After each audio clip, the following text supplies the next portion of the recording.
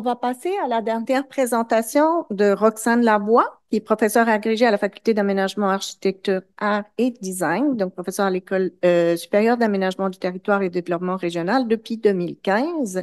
Roxane va nous parler du projet Culture et Nation Saint-Laurent, l'art au cœur du projet.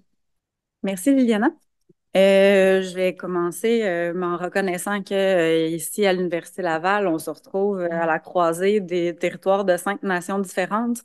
On est à la croisée du Nianwensio Wendat, du Ndakina des Wabanaki, du Wolastoquk, de la nation Wolasto Yakwasi-Pequot, du Nitasinaninu puis du Nitaskinan Atikamekw.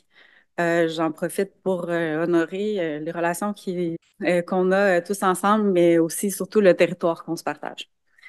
Euh, Avant de commencer à vous parler du projet, je veux aussi reconnaître la participation, la co-construction de ce projet avec des communautés, nations, bon, de 5 nations, de 4 nations différentes, pardon. On a travaillé avec la Première Nation Wolastoqiyik-Wassipekuk, la nation Gangaraga de Ganawage, la nation Innu et Spit et avec Wendake.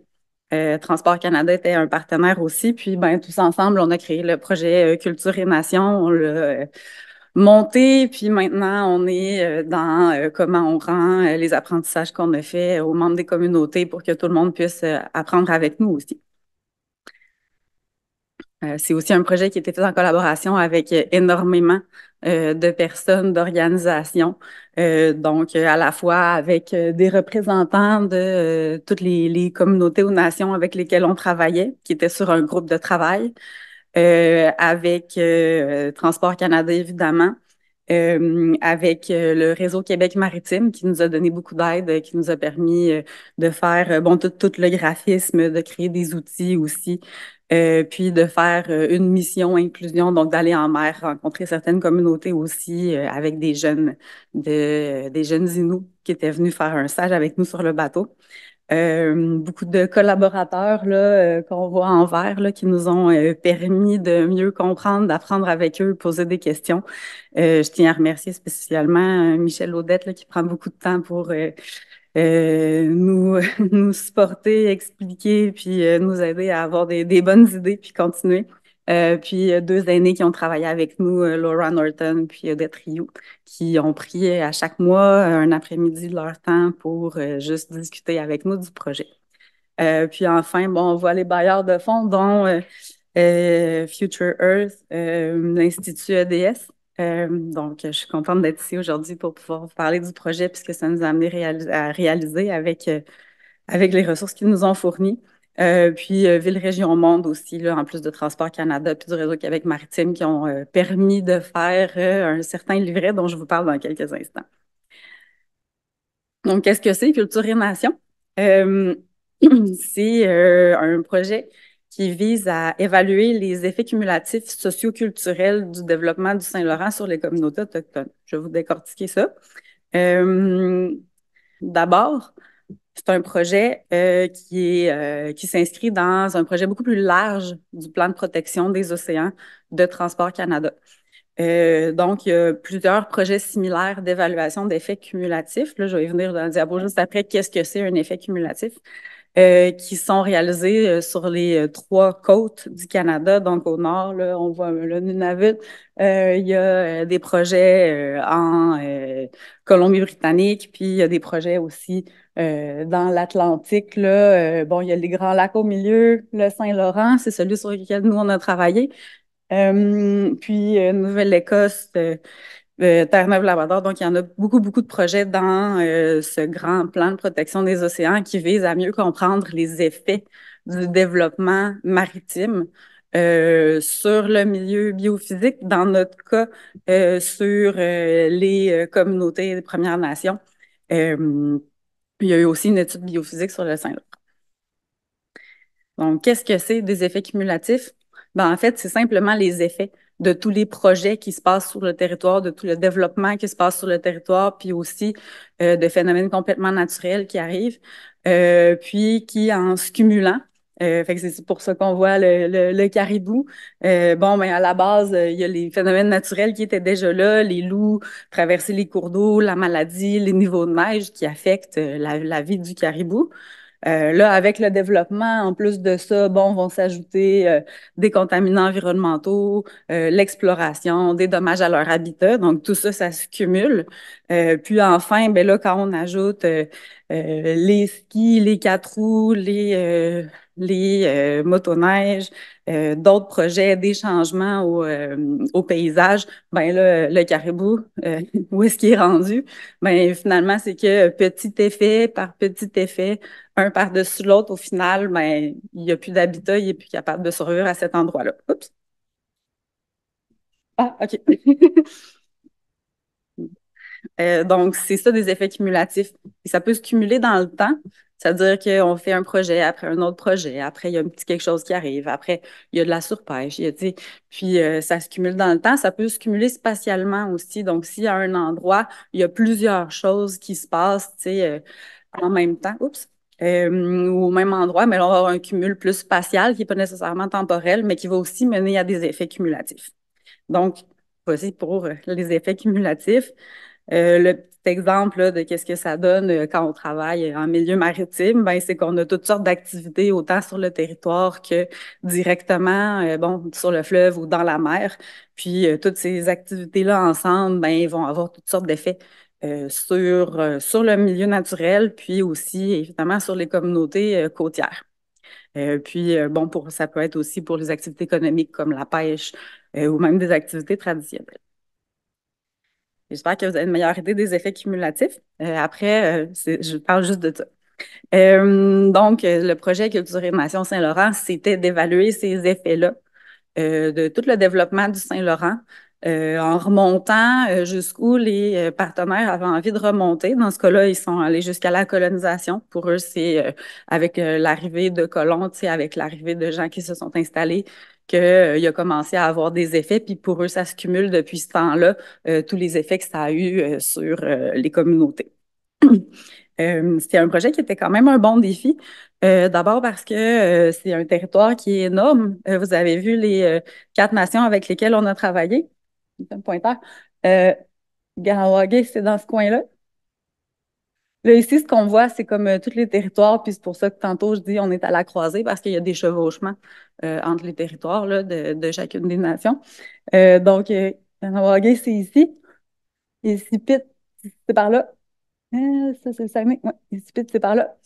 Euh, où est-ce qu'il est Québec? Les Wendat, bon, sont par ici, à Québec. Wolastoqiyik, Ouasipekuk, c'est ici, dans le coin de Kakuna, Rivière-du-Loup. Donc, c'est un territoire qui est immense. Puis, c'est 5 nations différentes, donc quatre. Parce qu'on avait un cinquième, puis à un moment donné, bon, il a dû se retirer du projet pour des questions de ressources puis de temps. Mais bon, donc, avec ces 4 communautés, ces 4 cultures différentes, 4 contextes, 4 compréhensions de la situation complètement différente. Et ici, on peut voir comment les contextes varient. À Escipit, en haut à droite, on est pratiquement dans la mer, alors que quand on regarde à Québec, ben, le Saint-Laurent ressemble à, même si c'est déjà très grand, presque une grosse rivière là, par rapport à ce qu'on voit à Escipit. Ici, on est dans le secteur Néolastowiak-Wassipekuk, donc on voit encore un paysage complètement différent. On est au même niveau que le Saint-Laurent. Bon, il y a des plages alors que c'est plutôt rocheux. Encore là, c'est un peu plus mince. Puis quand on est ici à Kahnawake, en fait, il y a une voie maritime qui sépare la communauté complètement du Saint-Laurent. Donc, il y a un contexte encore là complètement différent. Les gens, pour aller au Saint-Laurent, ils doivent faire le tour par une autre ville, prendre un pont, puis se rendre au Saint-Laurent, alors que, ben, avant la voie maritime, ils étaient sur la plage pratiquement. Donc, on a creusé là, une partie du village. Donc, on a déplacé des maisons, on a déplacé les gens pour faire la voie maritime. Puis c'est sûr que ben, quand on a parlé d'effets cumulatifs du développement du Saint-Laurent à Kahnawake, ça a été très émotif. Puis les gens parlaient beaucoup, beaucoup de la voie maritime puis de tous les effets que ça a eu sur eux, l'identité, la culture, les relations sociales, la relation avec le territoire. Je vais revenir un peu. Euh, mais donc voilà, donc un bon défi. Un bon défi aussi parce que évaluer des effets cumulatifs socioculturels, ça se fait pas beaucoup encore. Euh, il y a pas beaucoup d'exemples, de méthodes. Souvent, ce qu'on voit, ça va être plusieurs indicateurs socio-économiques qui vont représenter certains aspects, mais qui n'arrivent pas vraiment à représenter l'expérience de quelqu'un qui a vécu des effets du développement du Saint-Laurent. On ne peut pas faire des nombres avec ça, on ne peut pas faire des statistiques non plus.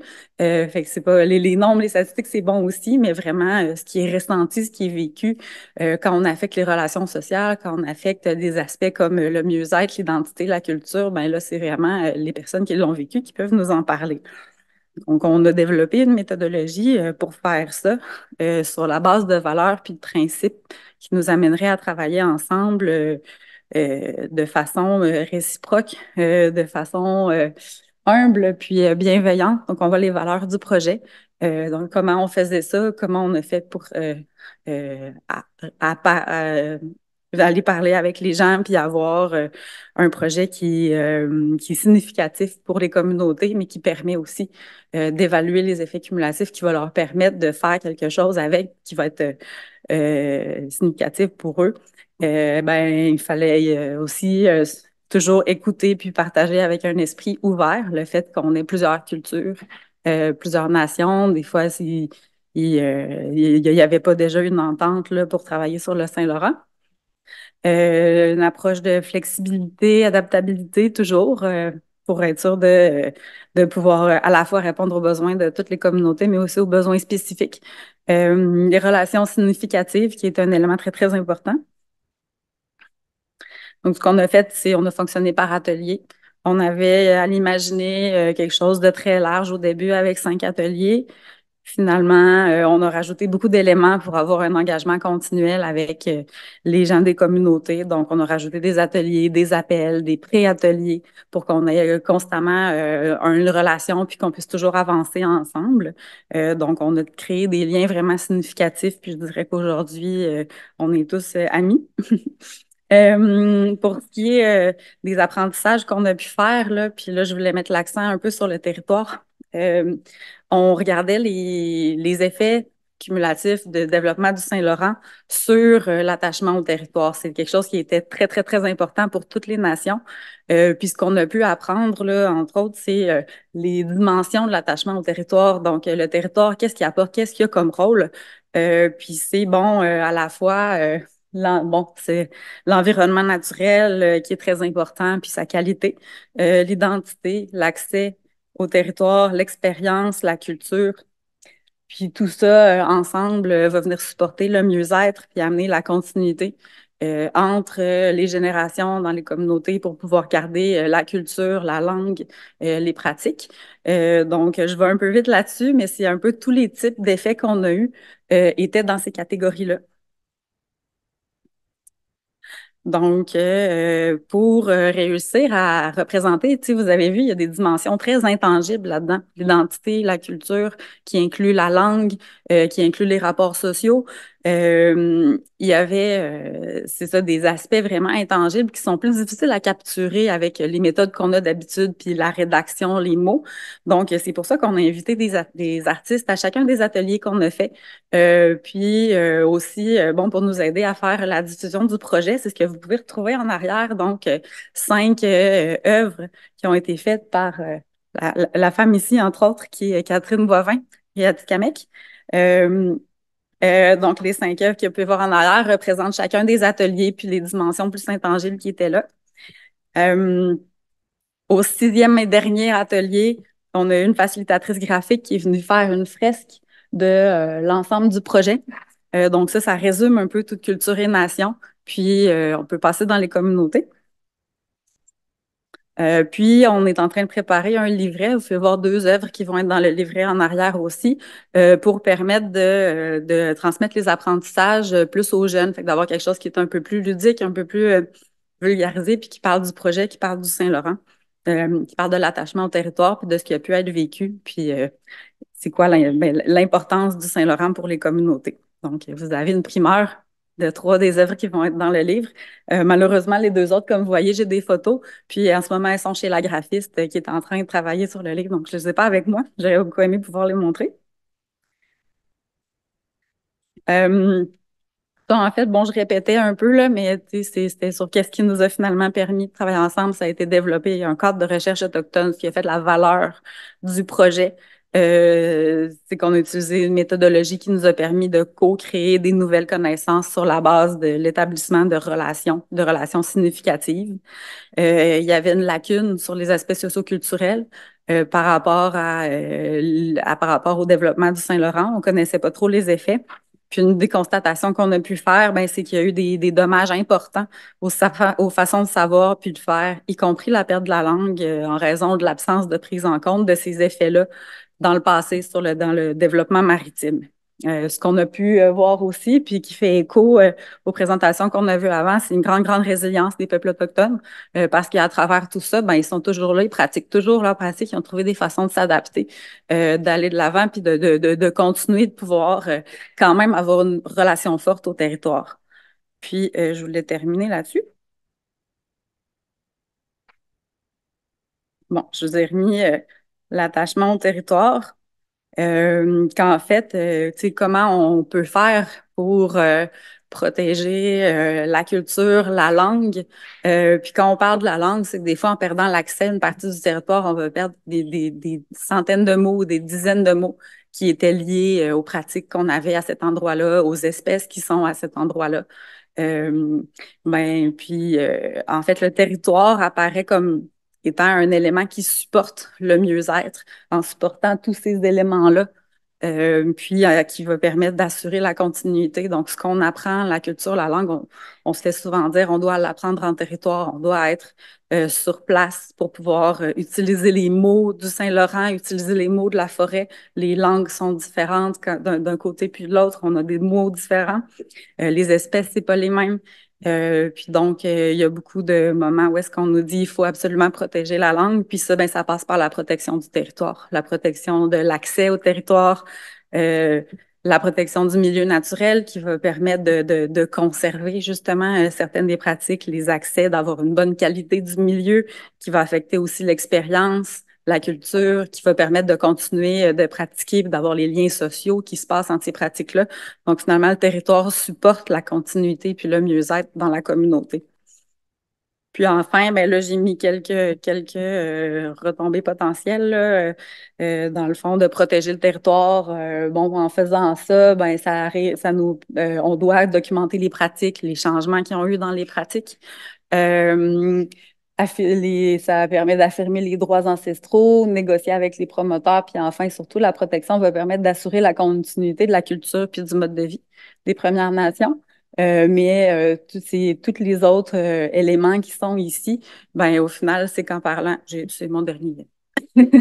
C'est qu'en parlant de tout ça, en parlant du Saint-Laurent, ben on arrive avec aussi des éléments qui vont nous permettre de rejoindre ces objectifs-là. Donc, je vous remercie.